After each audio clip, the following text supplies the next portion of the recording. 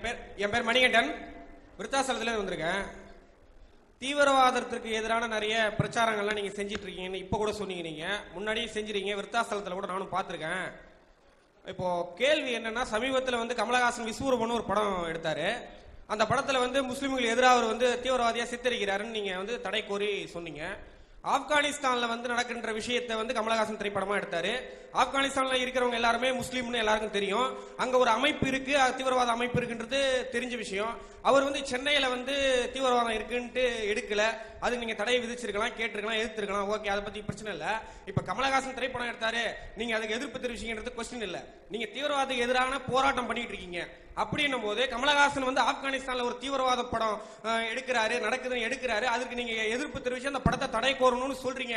அப்படின்னா அது எப்படி சார் நீங்க தீவிரவாதத்துக்கு எதிரான பிரச்சாரம் பண்றீங்க? இது எப்படி சார் நியாயமாகும்? இதான் சார் என்னுடைய கருத்து, வேற ஒன்று. அதாவது திரைப்படங்கள்ல முஸ்லீம்களை தீவிரவாதிகளாக, ஒட்டுமொத்த முஸ்லீம்களை தீவிரவாதிகளாக சித்தரிக்கக்கூடிய போக்குகள் இருக்கிற நேரத்தில் இந்த கமலஹாசனுடைய விஸ்வரூபம் வர்றதுக்கு முன்னாடி துப்பாக்கின்னு ஒன்று வந்துச்சு. துப்பாக்கி, அந்த படத்துக்கு பேரு துப்பாக்கின்னு ஒரு படம் வந்துச்சு. அதில் என்ன காட்டினான்னு சொன்னால், நல்லா விஸ்வரூபத்தை மட்டும் நீங்கள் பார்க்கக்கூடாது, இந்த திரைப்படத்துறையினருடைய ஒவ்வொரு செயலையும் பார்க்கும் பொழுது, அதாவது ஸ்லீப்பர் செல், அந்த தீவிரவாதிகளுக்கு ஸ்லீப்பர் செல்னு சொல்லி ஒரு விங்கு வச்சிருக்கிறாங்க. அவன் எப்படி வேணாலும் இருப்பான், பக்கத்து வீட்டுக்காரனா இருப்பான், பள்ளிக்கூடத்தில் படிச்சுக்கிட்டு இருப்பான், டீக்கரில் டீ ஆத்திக்கிட்டு இருப்பான், உள்ளுக்குள்ள தீவிரவாதியாக இருப்பான். அதில் காட்டுறான். அப்படி முஸ்லீமை எப்படி காட்டுறான்னு கேட்டால், போய் வெடிகுண்டு வச்சு கொள்றாங்கிறவனை காட்டினா அது ஒரு கணக்கு. அந்த துப்பாக்கிங்கிற படத்தில் எப்படி காட்டினான், எப்படி காட்டுறான்னு கேட்டால், அயன் பண்ணிக்கிட்டு இருப்பான், அவனுக்கு தீவிரவாதியான். ஸ்லீப்பர் செல், அதாவது ரகசியமாக தீவிரவாத செயலுக்கு சப்போர்ட்டாக இருப்பாங்க. அயன் பண்ணிக்கிட்டு இருப்பான்னா, ஒரு அயன் பண்ணுற அம்புட்டு முஸ்லீம் மேலே உங்களுக்கு சந்தேகம் வருமா இல்லையா? உங்கள் பக்கத்து வீட்டுக்கு டீ கடை வச்சிருப்பான், டீ கடை வச்சிருப்பான்னு நினைப்பீங்க, அவன் தீவிரவாதியாக இருப்பான். இப்படிங்கிற மாதிரி ஒட்டுமொத்த சமுதாயத்தையுமே அந்த காரியத்தில் ஈடுபடுறவன தீவிரவாதின்னு சொல்றதை கடந்து இப்படியாக அந்த படத்தில் சித்தரிக்கும் பொழுதுதான் சமூகத்தில் பெரிய கொந்தளிப்பு ஏற்படுச்சு. இந்த துப்பாக்கிங்கிற படத்தை தடை செய்யணுங்கிற மாதிரியான ஒரு கொந்தளிப்பு ஏற்படுகிறது. அதை ஒட்டி என்ன அரசாங்கம் தலையிட்டு சில காட்சிகள்லாம் வெட்டி எல்லாம் செஞ்ச பிறகு அதை படம் வெளியே வந்துச்சு, ஒன்றும் பிரச்சனை இல்லை. அதுக்கடுத்து என்ன வருதுன்னா, விஸ்வரூபம் அப்படின்னு வருது. அதில் என்ன அங்கே மேட்டு வருதுன்னு கேட்டால், விஸ்வரூபம்ங்கிற சொல்லுக்கு என்ன அர்த்தம்? அது என்ன என்ன இஸ்லாமியர்களை பற்றி எடுக்கிறாரு.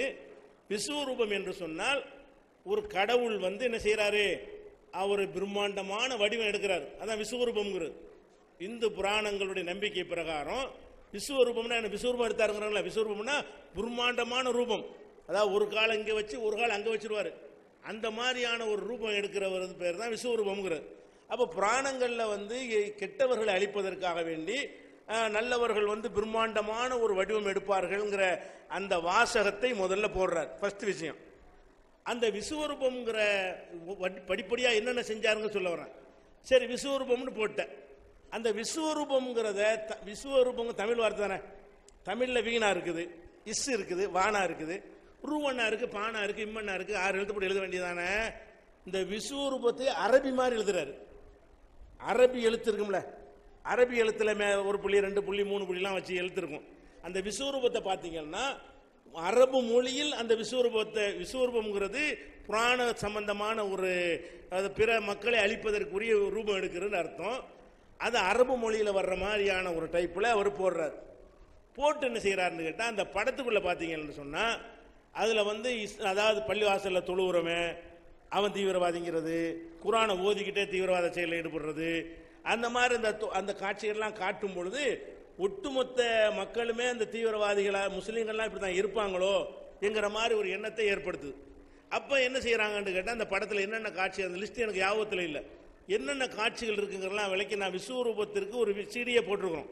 விஸ்வரூபத்தை நாங்கள் எதிர்ப்பதற்கு என்ன காரணம்னு அந்த சீடி இருந்தால் கொடுங்க.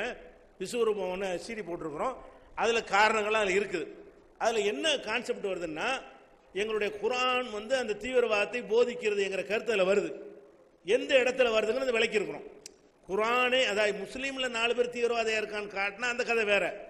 குரானே அதை சொல்லுகிறது அப்படின்னு சொன்னா, குரான் சொல்லு நாங்கள் இவ்வளவு சொல்லிட்டு இருக்கிறோம், உங்களுக்கு ஆதாரம் இருக்குது, போர்க்களத்தில் உள்ள விஷயங்கள் இருக்கிறது.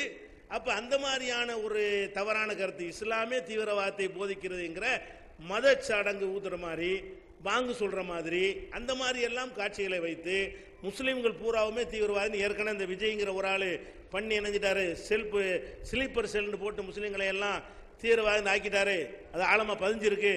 இந்த அளவு பண்ணிட்டாருங்கும் பொழுது பேச்சுவார்த்தை நடத்தி கடைசி அவரே ஒத்துக்கொண்டு இதெல்லாம் நான் கவனிக்கல, இது தவறு தான், அதை வெட்டிடுறேன்னு சொன்ன பிறகு இன்னும் வெட்டிட்டா போப்பான்னு விட்டுறோம், அவ்வளவுதான். இதான் மேட்ரு. அது என்னென்ன இருந்துச்சு நீங்க பாருங்க, இது உங்க மனசாட்சி ஏத்துக்கிறோமா? அந்த படத்தில் அவர் காட்டின காட்சி அப்படி ஆப்கானில் நடந்துச்சா? அவர் சொன்ன மாதிரி நடந்துச்சா? ஆப்கானில் நடக்காத, ஆப்கானில் கூட நடக்காத ஒரு விஷயத்தை எல்லாம் முஸ்லீம்கள் இந்த ரேஞ்சுக்கு போய் செய்வாங்க என்று அவர் காட்டினதுல என்ன செஞ்சோம்? நாங்கள் முஸ்லீம்கள் மனவேதனைப்பட்டோம். ஏன் இப்படி காட்டுறீங்க? என்ன நன்மை இருக்கு? இன்னும் சொல்ல போனா படத்தில் பூரா இப்படித்தானே ஆக்கிறாங்க. என்ன செய்யறாங்கன்னா, முஸ்லீமை காட்டுறதா இருந்தாலே ஒரு ஃபார்முலா வச்சிருக்கான். எந்த சினிமா எடுத்துக்கொண்டாலும் எப்படி காட்டுவான்? முஸ்லீம் நான் தமிழ்லாம் உங்கள்கிட்ட பேசிட்டு இருக்கிறேன், ஆனால் சினிமாவில் எப்படி காட்டுவான்? நம்பளுக்கு நிம்பளுக்கு முஸ்லீம் டலை எப்படி காட்டுவான்? முஸ்லீம் கதாபாத்திரம் ஒரு போட்டான்னு சொன்னா நம்பளுக்கு வர்றான், நிம்பளுக்கு போறான். அப்ப என்ன பதிய வைக்கிறான்னு கேட்டா, இவங்களுக்கு தமிழுக்கு சம்பந்தம் இல்லை, நாங்க தமிழ் தான் பேசுறோம், நம்பளுக்கு நிம்பளுக்குன்னு யார் சேட்டு மார்வாடி சேட்டு பேசுவோம், நாங்களே பேசிட்டு இருக்கிறோம். முஸ்லீம் எப்படி காட்டுவான்? நம்பளுக்கு நிம்பளுக்குமா. அப்ப கடத்தல்காரன் அரபு நாட்டு சேக்க மாதிரி வேஷத்தை போட்டுருவான். அரபு நாட்டு சேக்கா கடத்தல் பண்றான், அவன் கோடி கோடியா வச்சுட்டு எப்படி ஜாலியா இருந்துட்டு இருக்கான். அவனுக்கு கடத்தல் பண்ண அவசியம் கிடையாது. அரபு நாட்டுக்காரன் சேக்குக்கு இதுக்கு சம்பந்தமே இல்லை. எப்படி காட்டுறாங்க? கடத்தல் சொன்னா ஒரு அரபு சேக்க, துபாய் சேக்க மாதிரி வட்டு போட்டு ஒரு தாடி போட்டு, இது ஏன் இந்த மாதிரி கலர் கொடுக்குறீங்க? அதே மாதிரி இந்த ஆபாசமா பெண்கள் காபர டான்ஸ் அப்படின்னா கிறிஸ்துவ பேரை வச்சிருவாங்க, ரீட்டா பீட்டா சீட்டான்னு வச்சு என்ன செய்வாங்க பொம்பளைகளுக்கு பேரு. இந்த மாதிரி தீவிரவாத முஸ்லீம் இப்படியே காலகாலமா செஞ்சுட்டே வர்றாங்க. நாங்க நிறைய இதை பார்த்துட்டு இருக்கிறோம். அப்ப சினிமாவுல வந்துகிட்டு இவங்க பேப்பர்காரன் செய்யற ஒரு பக்கம் செய்யறான்னு சொன்னா இவங்க இதே மாதிரி சித்தரிக்கிறாங்க. என்ன ஆகுதுன்னு கேட்டா, நாங்க என்ன பாதிப்பு அடைகிறோம் நீங்க வழங்கணும். எங்களுக்கு எந்த சம்பந்தம் இல்லை. உங்கள்கிட்ட ஒரு நிறுவனம் இருக்கு, நான் வேலைக்கு வரேன்னு வைங்களேன், என் பேர் முஸ்லீம்னா வேலை தர மாட்டேங்கிறீங்க, நான் பாதிக்கப்படுறேன். பக்கத்து வீட்டில் முஸ்லீம் தான் என்ன சந்தேகமா பாக்குறீங்க, நான் பாதிக்கப்படுறேன். பஸ்ல உட்காந்து போகும்போது என் பக்கத்தில் உட்காந்து என்ன செய்யறேன், பாய் உட்காந்துருக்காண்டா கொண்டு வச்சிருவாண்டாடு என்னை பத்தி நீங்க நினைக்கிறீங்க, அப்ப நான் பாதிக்கப்படுறேன். அப்ப நாங்கள் எவ்வளவு இதனால பாதிக்கப்படுறோம்? எங்களுக்கு எந்த சம்பந்தம் இல்லை. எங்களை எல்லாம் இப்படி எல்லாரும் இப்படி நினைக்கிறாங்க. பொம்பளையில வரைக்கும் முஸ்லீம் பொம்பளையா இருந்தாலும் சந்தேகப்படுற மாதிரி ஏன் அப்படி ஆக்குறீங்க? நாங்க அந்த செயலை ஆதரிக்கிறோமா, சப்போர்ட் பண்றோமா, பண உதவி செய்யறோமா? ஒட்டுமொத்த மக்களும் இப்படித்தாங்கிற மாதிரி காட்டக்கூடிய சீன்களை அங்கங்க சொருவிடுறாங்க. இது எங்களை ரொம்ப புண்படுத்துது. எல்லை மீறி போகும்போது நினைஞ்சோம் இது தடை செய்யணும்னு சொன்னா சில காட்சிகளை விட்டுனாங்க, அதில் விட்டோம். அப்ப இது தேவையற்ற விஷயங்கள், நல்லிணக்கத்தை கெடுக்குது. நீ இந்த சினிமாக்காரன் ஊருக்குலாம் அறிவுரை செய்யற, நீ யாரு உத்தமனா? அவளும் கருப்பு பணம். நீ உனக்கு சினிமா 1000 எடுக்கணும். இந்த சினிமாக்கார அயோக்கியங்களுக்கு அவளும் கோடி கோடியா வாங்கிட்டு 2 லட்சம் வாங்குற 3 லட்சம் வாங்குறான்னு ஏமாத்தி வரி கட்டி திரிகிறாங்க. அவளும் கருப்பு பணத்துல ஒருத்தன் கூட நல்லவன் கிடையாது சினிமாவில். இவங்க ஊருக்கு உபதேசம் பண்ற மாதிரி காட்டுறாங்க. அப்ப அது மக்கள்கிட்ட ரீச் ஆகுதும் போது எங்களுக்கு கோபம் வருகிறது. அதனால தானே தவிர தீவிரவாதத்தை எதுக்குற மாதிரி காட்டினா நாங்க அப்படி காட்டணுமா இல்லையா? முஸ்லீம் சமுதாயம் எல்லாம் திரண்டு இந்த தீவிரவாதத்தை கண்டிக்கிற மாதிரி காட்டு.